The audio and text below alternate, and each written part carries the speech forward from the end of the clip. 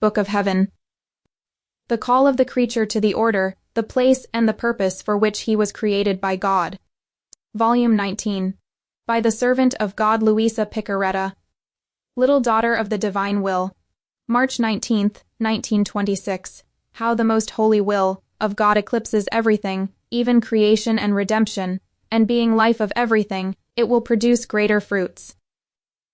I write only to obey and to fulfill the will of God alone. I was thinking to myself, my always lovable Jesus tells me many times that I must be the copy of my celestial Mama, and therefore embrace everything, and make up for all, to be able to impetrate the longed for fiat, just as the sovereign queen impetrated the longed for Redeemer. But how can I do this? She was holy, conceived without original sin.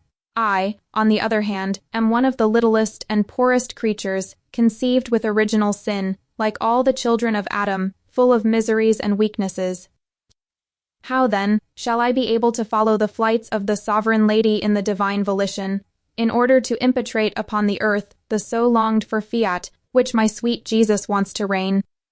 Now, while I was thinking of this, my sweet Jesus came out from within my interior, and clasping me tightly in his arms, told me, "My daughter, my mamma was conceived without original sin, so that she might be able to impetrate the longed for Redeemer. Because it was right and decorous that not even the seed of guilt would ever have existence in the one who was to be my mother. She was to be the noblest, the holiest of all creatures, but of a divine nobility and of a holiness all similar to her Creator. That he might find in her so much grace and capacity as to be able to conceive the Holy of Holies, the eternal Word. Many times creatures also do this, when, having to keep precious things and of great value, they prepare most clear vases, and of a value equivalent to the precious things which are to be kept in them. On the other hand, if those are ordinary things and of little value, they prepare vases of clay and of very little value, nor do they have the care of keeping them under lock and key, as they do with the most clear vase, rather, they keep them exposed. So, from the preciousness of the vase and from the way it is kept, one can know whether the things contained in it are precious and of great value. Now, since I was to receive her blood in order to be conceived in her womb, it was right that both her soul and her body be most clear, and that she be enriched with all possible imaginable graces, privileges and prerogatives that God can give and the creature can receive. Now, my daughter, if all this happened in my dear mamma because she was to make the longed for Redeemer descend upon earth, to you also. Since I have chosen you for the longed for fiat, longed for by heaven and by the earth, longed for with great love and yearning by the very divinity, even more, longed for more by God than by men, I was to give you so much grace as not to place the knowledges pertaining to my will in a corrupted soul and body. And not only the knowledges, but the very life of my will, which it was to form and carry out within you. Therefore, making use of its power, even though it did not exempt you from original sin, with its power it repressed the inclination to sin and stood firm over it, that it might not produce its corrupted effects. So, in you, my will, keeps original sin, crushed and without life. This was right and necessary for the nobility, the decorum and the sanctity of the supreme will. If any effects which are not good were present in you, my will would find shadows, fogs, and would not be able to spread its rays of truth like the sun in its full midday. And even less could it form in you the center of the carrying out of its divine life, because my will is so clear and holy that it cannot be, nor adapt itself to living together with the slightest spot. On hearing this, trembling, I said, Jesus, what are you saying? Is all this possible? Yet, I feel so miserable and little as to feel the need of you, of your assistance and of your presence to be able to continue to live. And you know to what a pitiful state I reduce myself when you deprive me of yourself. And Jesus, interrupting my speaking, added, My daughter, do not be surprised. It is the sanctity of my will that requires it. What this is about is the greatest thing that exists in heaven and on earth. If in redemption I came to save man, now it is about rescuing my will in the creatures, and therefore making known the purpose of creation and of redemption, the goods which my will wants to give, the life it wants to form within each creature, and the rights which befit it. Therefore, placing a divine will in safety in the midst of creatures is the greatest thing, and my will, known and reigning, will surpass the fruits of creation and of redemption. It will be the crowning of my works and the triumph of our works. And if my will is not known, loved and fulfilled, neither creation nor redemption will obtain their full purpose and their complete fruit. Creation and redemption came out from within my omnipotent fiat. And so that our glory may be complete and the creature may receive all the effects and the goods which they contain, everything must return into our will. Now, who can say how my poor mind swam in the immensity of the eternal will, and what I comprehended? But the point that impressed me the most was that the fiat was to surpass even the good of redemption, with the addition of a terrible reluctance to manifest what is written above, for fear that obedience would impose on me to write. Oh, how I would have wanted to keep silent. But with the fiat one cannot argue, because in one way or another the victory must always be its own. Then, my sweet Jesus, always benign, coming back told me, My daughter, it is necessary that you manifest this, not for yourself, but for the decorum and the sanctity which befit my will.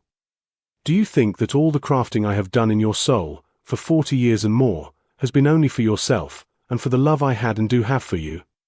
Ah, no. It has been, above all, for the decorum of that which befitted my will, so that, in coming to reign in you, it would find my crafting, my incessant prayers inviting it to come. The throne of my works and of my pains, on which it might dominate and form its dwelling, the light of its very knowledge, so that it might find in you its honors and its very divine glory. Therefore, my many manifestations about the supreme will were necessary for the decency that befitted it.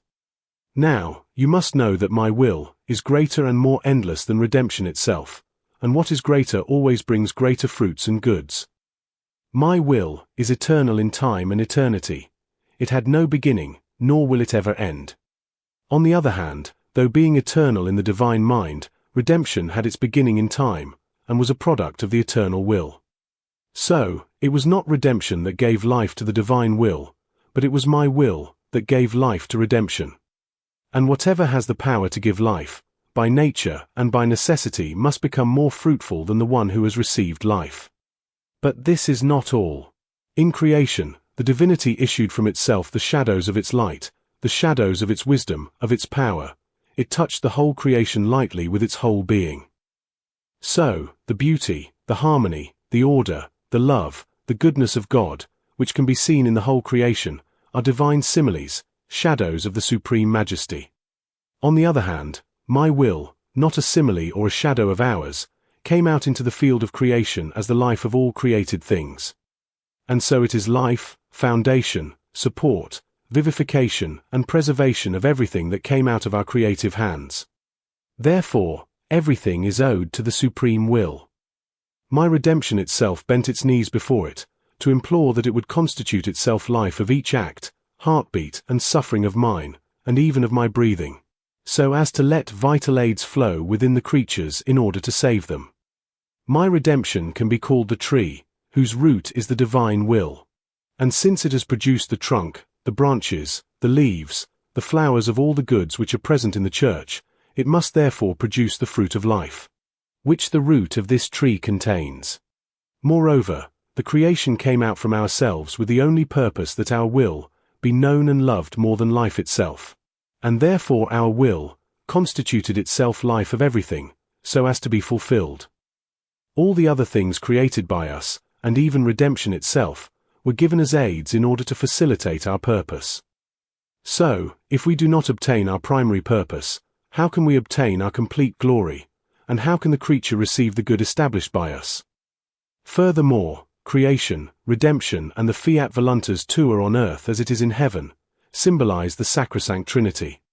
In fact, just as the divine persons are inseparable from one another, so these works are inseparable from one another, each one gives the hand to the other. Each one helps the other, the triumph, the glory, belongs to all three of them. And since our will has held the primary place in all our works, creation and redemption remain eclipsed and as though dissolved within the immensity and the endlessness of the supreme will. Our will envelops everything and keeps the very things done by us as its throne, from which it reigns and dominates. So, if our will is everything, why are you surprised that it will produce greater fruits than our other works? And man will receive that life which he has, but does not know, because he keeps it as though compressed, drowned, weakened, while it moans and sighs, because it wants to carry out its life. But it is not allowed to do so. Therefore, be attentive, because the knowledge of my will shake man, and will be like cement on the woodworm which original sin produced in the tree of the human generations. So that, once the root has been strengthened, the creature may allow that life, which she had rejected with so much ingratitude, to live within herself.